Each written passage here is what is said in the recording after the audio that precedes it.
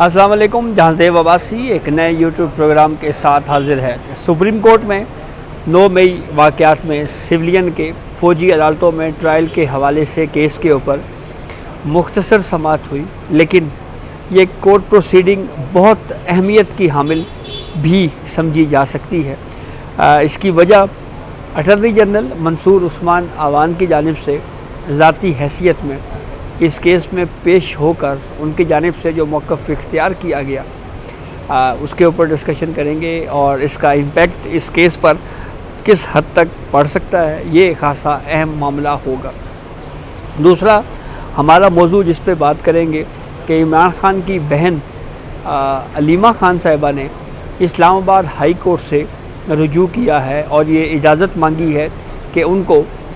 UK जाने की permission दी जाए। सफरी जो पाबंदियां लगाई गई हैं, जो नाम लिस्ट में डाला जाता है उसमें कि फ़्लाई ना किया जा सके, तो उसको ख़त्म करने के लिए इस्लामाबाद हाई कोर्ट से रुजू किया गया। उसके ऊपर इस्लामाबाद हाई कोर्ट की जानिब से आज प्रोसीडिंग भी हुई है और उस पर एक ऑर्डर भी जारी हुआ है, तो उस पर तफसील से बात करते हैं। तो वीडियो को बाज़ाब्ता शुरू करने से पहले चैनल को सब्सक्राइब ज़रूर कर लें ताकि आपको नई आने वाली वीडियो या अपडेट जो है वो बर वक्त मिल सके। तो चलते हैं। सबसे पहले अलीमा खान साहिबा की जो रिक्वेस्ट आज इस्लामाबाद हाई कोर्ट में उन्होंने की है, शुरुआत जो है वो उससे करते हैं। आज हुआ ये कि अलीमा साहिबा जो हैं उन्होंने सफरी पाबंदी की फहरिस्त से नाम निकालने की एक दरख्वास्त जो है वो उनकी जानिब से दायर की गई थी। इसके ऊपर इस्लामाबाद हाई कोर्ट ने फ़रीक़ैन को नोटिस जारी करते हुए 5 मई तक जो है वो जवाब मांगा है। ये मामला है क्या?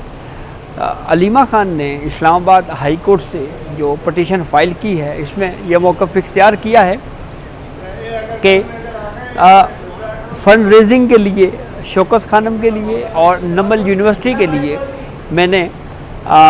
यूके जाना है, वहाँ पे जाके फ़ंड रेजिंग करनी है, लेकिन ये सफरी पाबंदी की फहरिस्त में कि मैं फ़्लाई नहीं कर सकती, उसकी वजह से जो है वो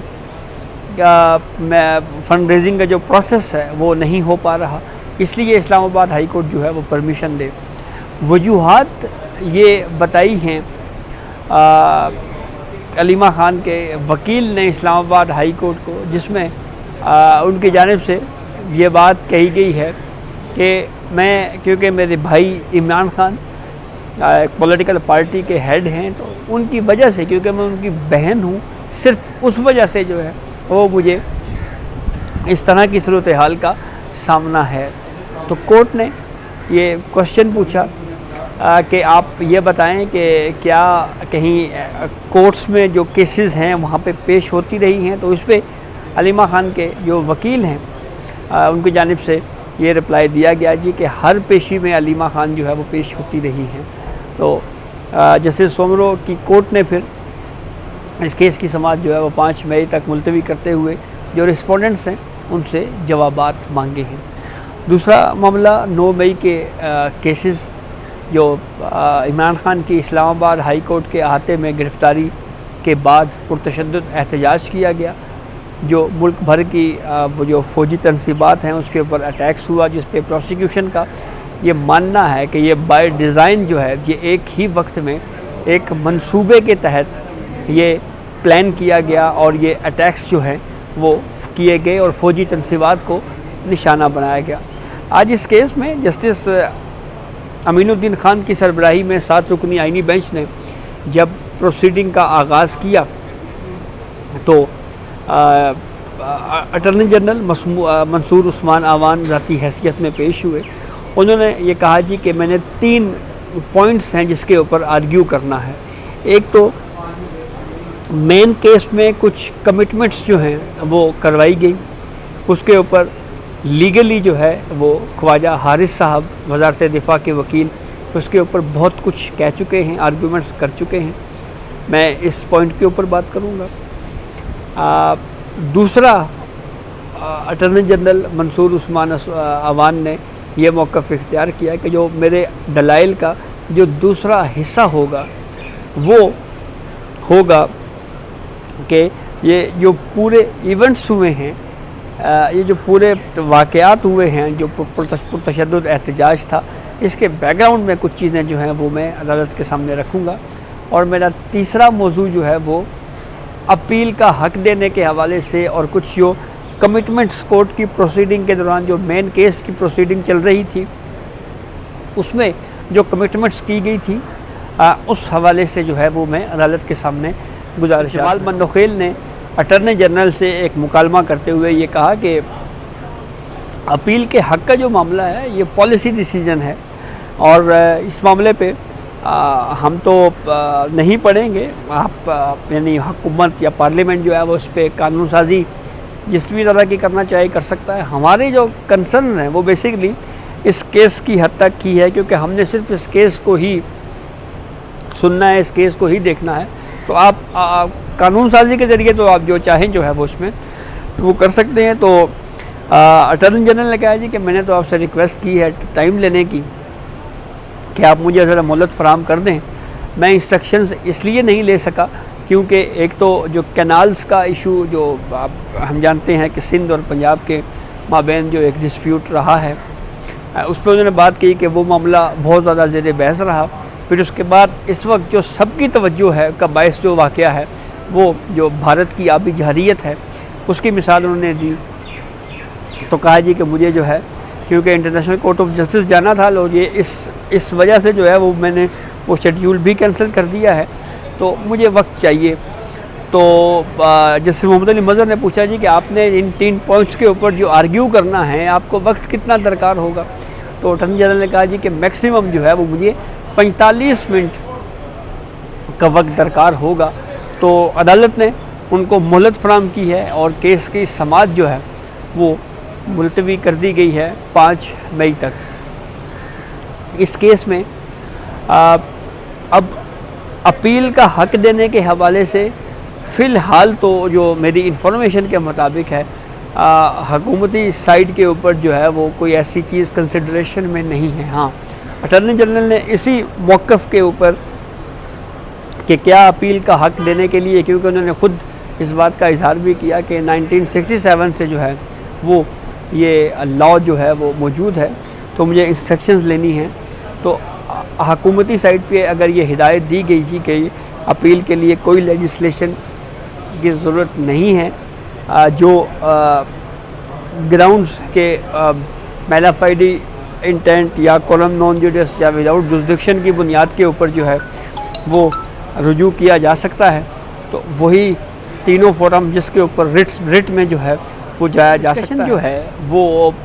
जब ये अपील इंट्रा कोर्ट अपीलों के ऊपर समाअत चल रही थी उस वक्त भी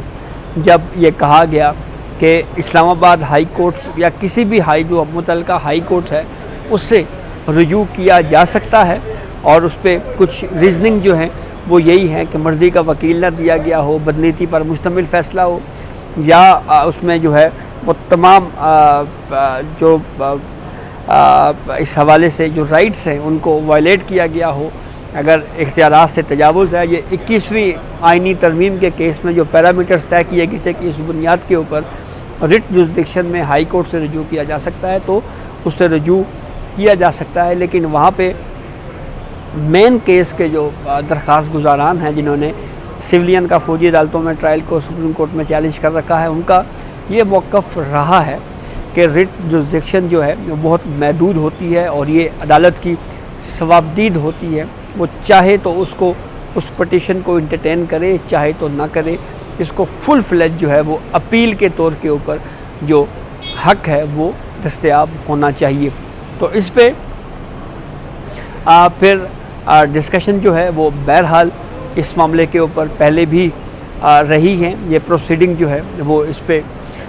पे ये बहस होती रही है। तो अब अगर इस स्टेज के ऊपर अगर अपील का हक़ देने के हवाले से बिलफर्ज अगर ये समझ लिया जाए कि पार्लियामेंट कोई कानून ला रहा है तो क्या उसकी बुनियाद के ऊपर कि जी कानून साजी हो गई और ये अपील का हक़ दे दिया गया, तो ये बुनियादी सवाल तो बहरहाल जो सुप्रीम कोर्ट में है वो एक तो जो इस वक्त इंट्रा कोर्ट अपीलें जो आई हुई हैं उसमें आर्मी एक्ट के जो सेक्शंस को स्ट्राइक डाउन किया गया है, सेक्शन 21D1 और 21D2 को, इस हवाले से फेडरेशन का ये मौक़िफ़ है कि इसको में प्रॉपरली विदाउट हेयरिंग जो है उन सेक्शंस को स्ट्राइक डाउन किया गया है। और फिर दूसरा जो इसमें सवाल है वो यही है कि सिविलियन का फ़ौजी अदालतों में ट्रायल को कलअदम करार देने का जो फ़ैसला है क्या वो दुरुस्त है, या ट्रायल सिविलियन का हो सकता है उस वक्त जब वो फ़ौज की ड्यूटी में अमूर में मुदाखलत करें, उसकी अंजाम दही में जो है वो रखना डालें, रुकावटें डालें। तो ये वो बुनियादी दो सवालात हैं, तो इसके ऊपर ही प्रोसीडिंग आगे होनी है। और अपील के हक़ का जो मामला है उसको वो फेडरेशन का, हुकूमत का पॉलिसी मैटर है। वो हुकूमत जो है वो इसके ऊपर अगर डिसाइड करती है जी कि अपील का हक़ मिल गया है तो ठीक है, और अगर नहीं करती तो वो फिर भी वो एक पॉलिसी मैटर के तौर के ऊपर चीज़ें जो हैं वो क्लियर होंगी। लेकिन जो बुनियादी केस है 9 मई के हवाले से वो तो बहरहाल इससे मुख्तलिफ है। तो काफ़ी अहम डिस्कशन है जो आगे चल के इस केस में होगी। 5 मई को अगर 45 मिनट में ये केस जो है वो आर्ग्यू ख़त्म हो जाता है तो फिर मुमकिन तौर के ऊपर हो सकता है 9 मई को ही कोई तारीख तय की जाए कि जी ये इस तारीख को जजमेंट जो है वो अनाउंस किया जाएगा और केस कंक्लूड हो जाएगा होने के बाद। तो ये अब तक की अपडेट थी जिससे हमने आपको आगाह किया। बहुत शुक्रिया।